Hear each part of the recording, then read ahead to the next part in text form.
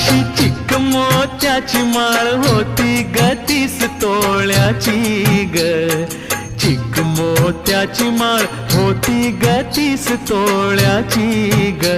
जसा गणपतीचा गोंडा चौरंगी लाल बावटा ग. गणपतीचा गोंडा चौरंगी लाल बावटा ग.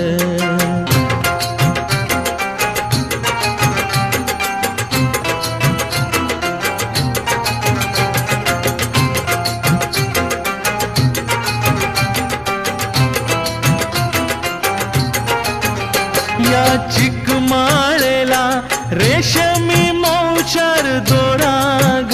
या चिकमाळेला रेशमी मौचार दोराग.